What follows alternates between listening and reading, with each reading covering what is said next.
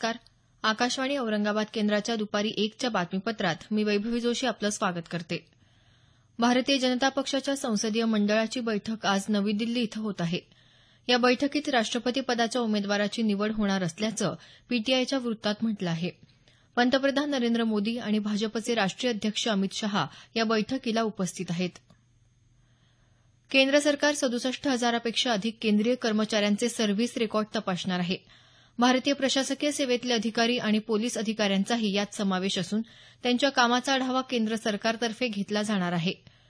केंद्र सरकारमधल्या अधिकाऱ्यांची कार्यतत्परता अधिक वाढावी यासाठी हे पाऊल उचलण्यात आलं आहे. कर्मचाऱ्यांकडून नियमावलीचं पालन होत नसल्याचं निदर्शनास आल्यास दंडही आकारला जाणार असल्याचं कार्मिक आणि प्रशिक्षण मंत्रालयाच्या अधिकाऱ्यांनी सांगितलं. कर्तव्याचं पालन करताना शहीद झालेल्या सहकाऱ्यांच्या कुटुंबियांना आर्थिक मदत करण्यासाठी जम्मू काश्मीर पोलिसांनी 1 दिवसाचं वेतन देण्याचा निर्णय घेतला आहे. यावर्षी दहशतवादी कारवायांमध्ये 14 पोलीस आणि 2 अधिकारी शहीद झाले. पंतप्रधान नरेंद्र मोदी येत्या रविवारी 25 तारखेला आकाशवाणीवरील मन की बात या कार्यक्रमातून देशवासियांशी संवाद साधणार आहेत. या मालिकेचा हा 33वा भाग असेल.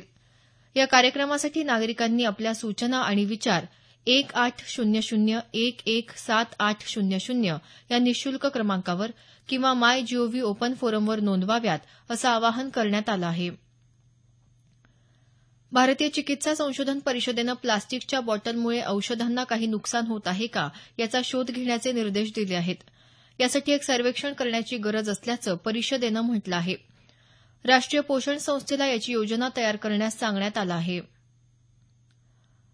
आषाढी वारीसाठी पंढरपूरकडे निघालेल्या संत श्री ज्ञानेश्वर महाराज आणि संत श्री तुकाराम महाराज यांच्या पालख्या आज पुण्यात मुक्कामाला आहेत. त्यामुळे शहरात चैतन्याचं आणि उत्सवी वातावरण तयार झालं आहे. पालख्या ठेवण्यात आलेल्या विठोबा मंदिरांमध्ये भाविकांनी पहाटेपासूनच दर्शनासाठी गर्दी केली आहे. विविध सेवाभावी संस्था, गणेश मंडळं, नागरिक यांच्याद्वारे वारकऱ्यांसाठी अन्नदानासारखे विधायक उपक्रम आयोजित करण्यात येत आहेत. पालख्या उद्या सकाळी पुढे मार्गस्थ होणार आहेत.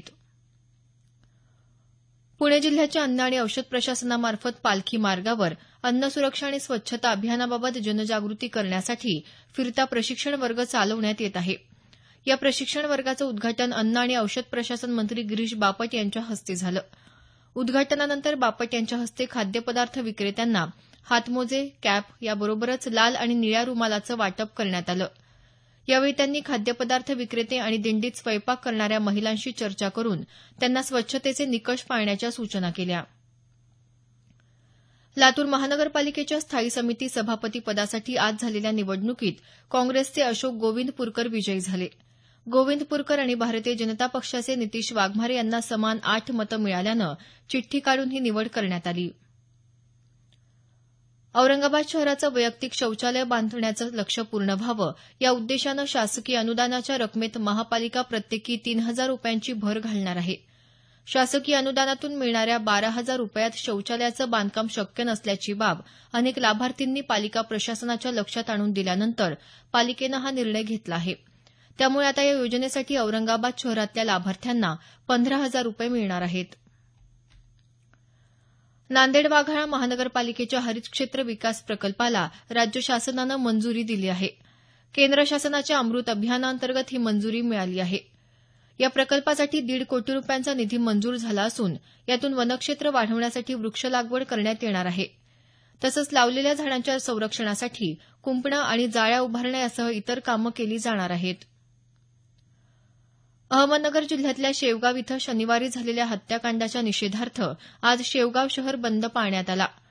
राज्य परिवहन महामार्गाची बस सेवा बंद करण्याचा प्रयत्नही यावेळी करण्यात आला. पालकमंत्री राम शिंदे यांनी नातेवाईकांची भेट घेत लवकरात लवकर आरोपींचा शोध लावण्याचं आश्वासन दिलं. पालकमंत्र्यांच्या आश्वासनानंतरही काही युवकांनी रस्त्यावर येऊन निदर्शनं केली असल्याचं आमच्या वार्ताहरानं कळवलं आहे. याबरोबरच हे बातमीपत्र संपलं. आमचं यानंतरचं बातमीपत्र सायंकाळी 5:25 मिनिटांनी.